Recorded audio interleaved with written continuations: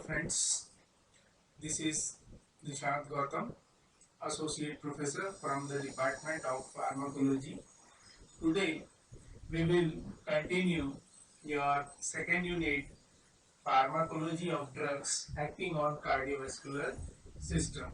In this unit, we will continue the second chapter, Hematinics, in which we will study in detail about the hematinics and its clinical significance, type of anemia, and the use of the hematinics. Now, let us discuss about the hematinic preparations and the doses. First, oral iron. It is the preferred route of the iron administration. Some preparations of this oral are ferrous sulfate. It's a hydrated salt of 20% iron, dried salt 32% iron is the cheapest, may be preferred on this account. It often leaves a metallic taste in mouth.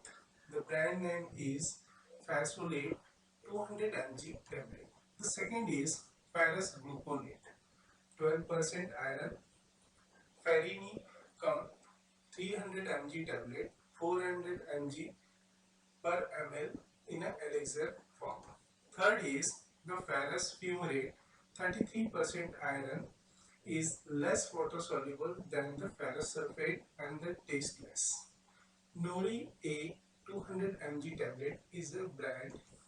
The fourth one is the colloidal ferric hydroxide, 50% iron, Fairy drops 50 mg per ml drop available is there.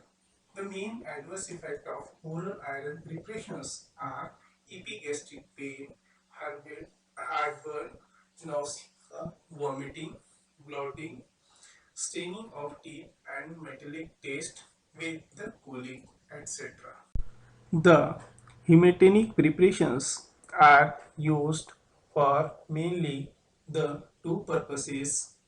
First is for the full hemopoietic effect, we are using the dose of 200 mg of elemental iron given in 2 to 3 divided dose in empty stomach to treat the adults, and to treat the children we are using 3 to 5 mg per kg in 3 divided doses.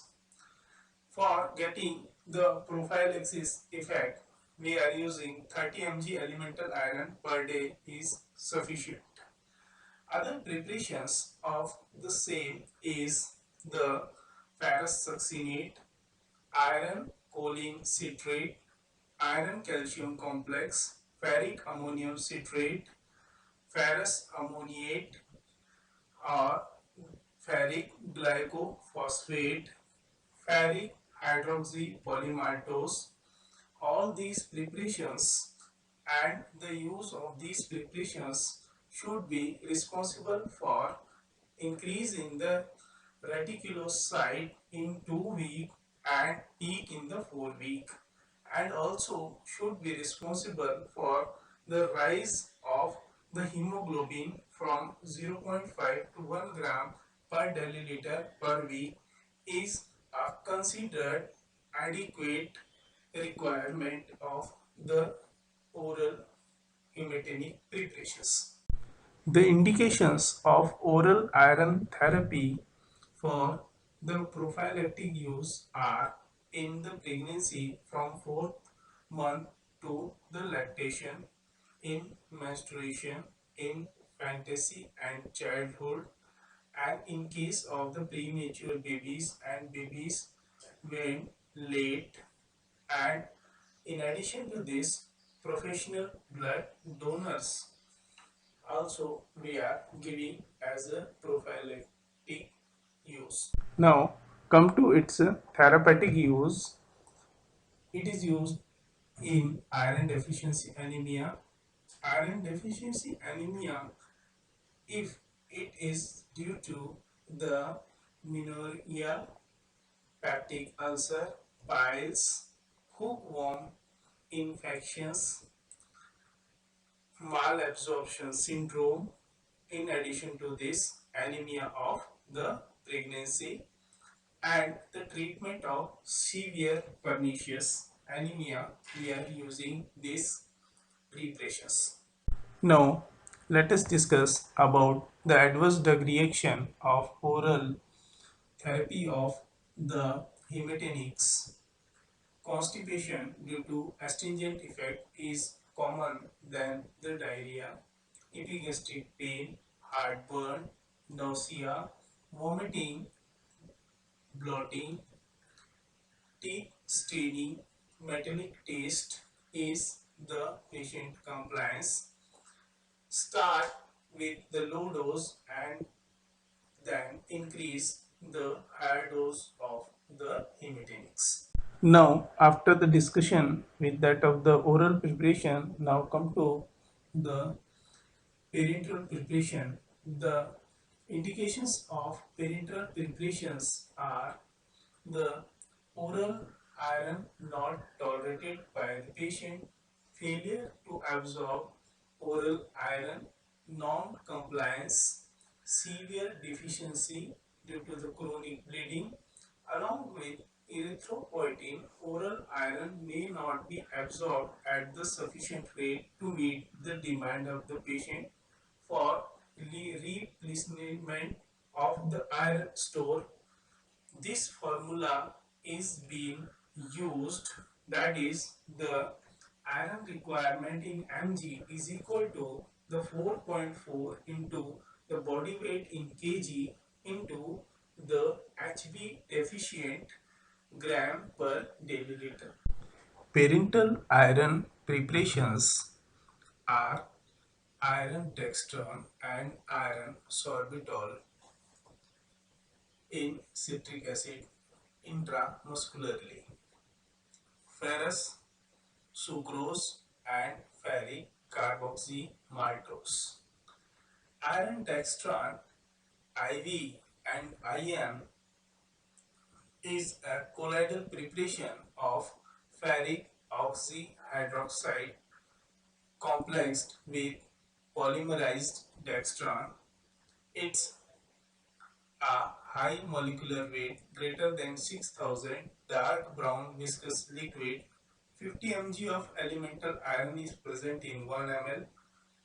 On intramuscular, 30% binds locally with muscle taken up by macrophages. Since its antigenic anaphylactic reaction are more common, given deep in gluteal region using Z-drag technique. The dose is 2 ml daily or alternative days or 5 ml each side on same day. Local pain lasting weeks may occur at higher days. On IV administration, after test dose injected IV over 5 to 10 minutes, 2 ml injected per day for 10 minutes. Alternatively, total calculated dose is diluted in 500 ml of glucose or the saline solution infused IV over 6 to 8 hours under constant observation. If any complaints of giddiness, paresthesia, chest tightness present, it should be terminated. To avoid the risk of hypersensitivity, 0.25 to zero point 0.5 ml injection IV over to half to 1 hour reaction, perform sensitivity test with small test dose before IV or IM.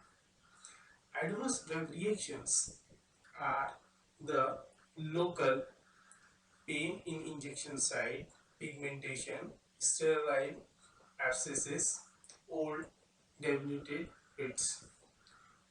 Systemic fever, headache, joint pain, flushing, palpitation, chest pain, dyspnea, lymph node enlargement is there, and rare are the anaphylactoid reaction, vascular collapse and death. Here I summarize the two parenteral iron preparations, how we can compare both iron dextran and the iron sorbitol citrate. Iron dextran can be given IV or IM, but whereas the iron sorbitol citrate only IM. On another hand, iron dextran not excreted in urine, but iron sorbitol citrate excreted 30% in urine. Iron dextran absorbed through the lymphatics, whereas the iron sorbitol citrate absorbs directly in the circulation. Another fact is that the iron dextran not bound to transferrin, but here in case of iron sorbitol citrate, it gets bound to the transferrin. It is the main point to be noted. In case of the adverse drug effects, the iron dextran shows pain at injection site, fever and palpitation. But in case of iron sorbitol citrate, there is a incidence of immediate reaction, ventricular tachycardia, AV block, hypotension is at the higher. So here is the some marketed preparations which we are using as a hematinic preparations shown in this figure. So we will continue the fourth part of same topic. Till that, have a nice day. Thank you.